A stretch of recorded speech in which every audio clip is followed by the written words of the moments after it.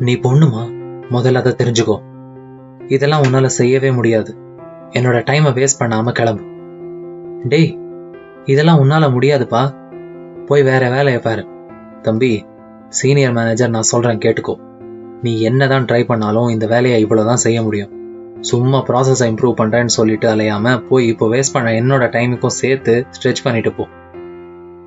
இந்த மாதிரி நீங்க நிறைய கேட்டிருக்கலாம். உங்கள சிலர் சொல்லி கூட இருக்கலாம். ஒருத்தர் நம்மளை பார்த்து உன்னால முடியாது அப்படின்னு சொல்லும் பொழுது நமக்கு கோபம் வருது, கூடவே ஒரு சந்தேகமும் வருது. இவர் சொல்ற மாதிரி நிஜமாவே நம்மளால முடியாதோ என்னவோன்னு கொஞ்ச நாள்லயே நம்மள நிறைய பேரு அந்த காரியத்தை செய்யறத, நம்மளோட முயற்சிய கைவிட்டுறோம். ஏன்னு தெரியுமா? அதுக்கு முன்னாடி ஒரு கதை சொல்லட்டுமா சார்?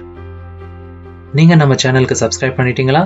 இல்லனா இதோ இந்த சப்ஸ்கிரைப் பட்டனை கிளிக் பண்ணுங்க. கூடவே அந்த பெல் ஐக்கானையும் கிளிக் பண்ணிட்டீங்கன்னா நாம போஸ்ட் பண்ற ஒவ்வொரு வீடியோவும் சுட சுட உங்களோட போனுக்கு தேடி வந்துடும். ஒரு கிராமத்துல 2 நண்பர்கள் இருந்தாங்க. ஒருத்தன் பேர் கோபால், அவனுக்கு 5 வயசாவது. இன்னொருத்தன் பேரு ராமு, அவனுக்கு 10 வயசாவது. அவங்க 2 பேருமே ரொம்பவே நெருக்கமான நண்பர்கள். எப்பவுமே ஒன்னாவே இருந்தாங்க. விளையாடுறது, சாப்பிடுறது, தூங்குறதுன்னு எல்லா வேலையுமே ஒன்னாவே செஞ்சாங்க. இதுல கோபால் சின்ன பையன். ஒல்லியா இருந்தாலும் ரொம்பவே புத்திசாலியான சாமர்த்தியமான பையன். ராமு கோபாலை விட பெரியவங்கிறதுனால கோபாலை விட பலசாலியா, அவனை விட பருமனா இருந்தான். ஆனா ராமு கோபால் அளவுக்கு புத்திசாலி இல்ல. ஒரு நாளைக்கு அவங்க 2 பேரும் விளையாடிட்டு இருந்தாங்க. விளையாட்டு மும்முரத்துல ஊரை ஒட்டி இருக்கிற ஒரு காட்டுக்குள்ள தெரியாம அவங்க போயிட்டாங்க. ஊரை விட்டு காட்டுக்குள்ள வந்துட்டோம் அப்படிங்கறதே அவங்களுக்கு தெரியல. கொஞ்ச நேரம் கழிச்சு சோர்வா இருந்ததுனால தண்ணி குடிக்கலாம் அப்படின்னு நிமிர்ந்து பார்த்தா அது ஊர் இல்ல. அவங்க 2 பேரும் காட்டுல இருக்கோன்னு அப்போதான் அவங்களுக்கு புரிஞ்சுது.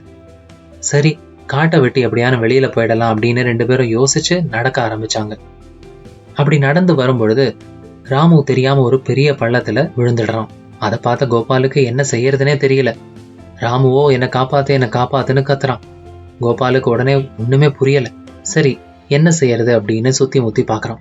ஒரு நீளமான ஆலமர விழுது ஒண்ணு அவன் கண்ணுல படுது. அதை எடுத்து உடனே பள்ளத்துக்குள்ள தூக்கி போட்டு ராமு அந்த கயித்தை பிடிச்சு மேலே ஏறி வர்றதுக்கு முயற்சி செய்ய சொல்றான். ஆனா சமீபத்துல பெஞ்ச மழையால அந்த குழியில தண்ணி நிரம்பி இருந்ததுனால சேரும் சகதியுமா வழுவழுப்பா இருந்தது. அதனால ராமுவால மேலே ஏறி வரவே முடியல. ராமு கோபாலை விட குண்டா இருந்ததுனால கோபாலால அவனை தூக்கவே முடியல. ஆனா கோபால் முடிஞ்ச அளவுக்கு ராமுவை வெளியே இழுக்க முயற்சி செஞ்சான். 2 மணி நேரம் போராட்டத்துக்கு அப்புறமா கொஞ்சம் கொஞ்சமா ராமுவை கோபால் வெளியே கொண்டு வந்துட்டான்.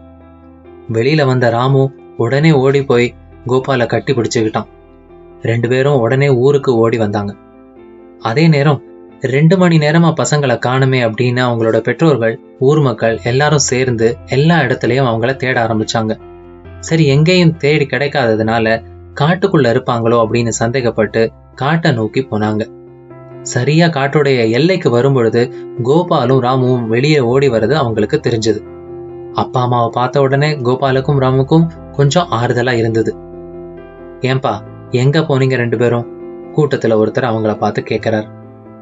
ராமு நடந்ததை ஒண்ணு விடாம சொன்னான். ஆனா யாரும் அதை நம்பவே இல்லை. கோபாலோட அப்பா கோபால் கிட்ட கேட்கிறாரு, ஏன்பா, உன்னை விட ராமு பெரியவன், உன்னை விட அவன் எடையும் கூட, உன்னால எப்படி அவனை தூக்க முடியும்? நீ சொல்றது நம்புற மாதிரியா இருக்கு. எதுக்காக நீங்க காட்டுக்கு போனீங்க?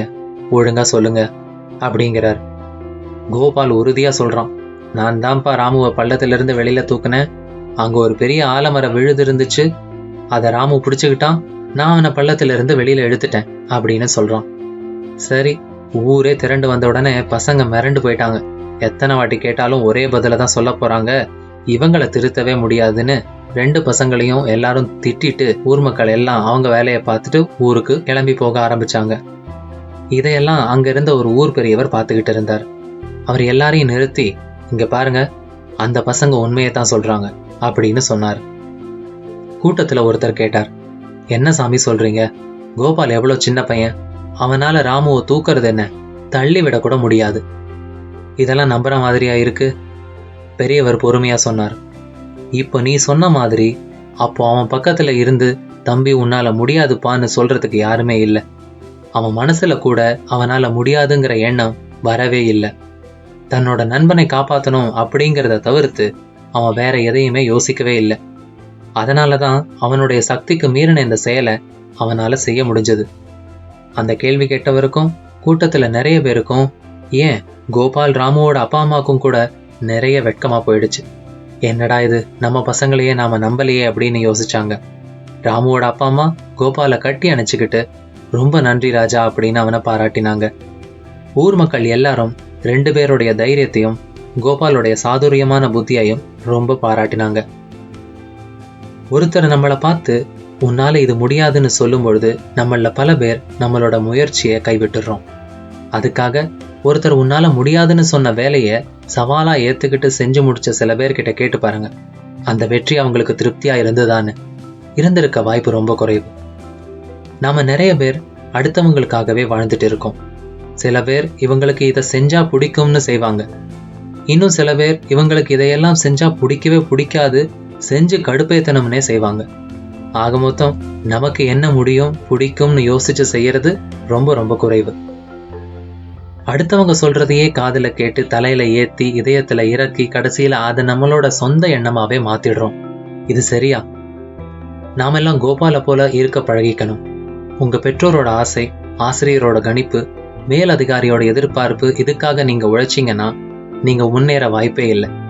உங்களுக்கு முன்னாடி ரேங்க் வாங்கினவன், உங்களை விட வேகமா வேலை பார்க்கறவன், உங்களை விட திறமையானவன்னு உங்களுக்கு முன்னாடி இருக்கிறவனையே இலக்கா வச்சுட்டு ஓடினா வாழ்க்கையில கடைசி வரைக்கும் ஓடிட்டே தான் இருக்கணும்.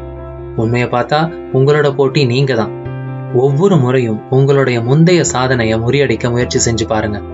உங்களுக்கே தெரியாம நீங்க உலக சாதனை செய்ய கூட வாய்ப்பு இருக்கு. நம்ம வாழ்க்கையில நிறைய பேர் நமக்கு எதிர்மறையான கருத்துக்களை எப்போதுமே சொல்லிட்டே இருக்கலாம். அதையெல்லாம் தாண்டி நாம எது சரின்னு நினைக்கிறோமோ அதை நம்பி நம்மளோட திறமைகள் மேல நம்பிக்கை வச்சு நாம முழு மனசோட செய்யற எந்த காரியமும் வெற்றி அடைஞ்சே தீரும். இந்த கதை உங்களுக்கு பிடிச்சிருந்தா கமெண்ட்ஸ்ல எங்களுக்கு சொல்லுங்க. இந்த கதை உங்களுக்கு ரொம்ப பிடிச்சிருந்தா உங்க நண்பர்களோட ஷேர் பண்ணுங்க. கண்டிப்பா சப்ஸ்கிரைப் பண்ண மறக்காதீங்க. இந்த நாள் உங்களுக்கு இனிய நாளாக அமையட்டும். வாழ்த்துக்கள். நன்றி.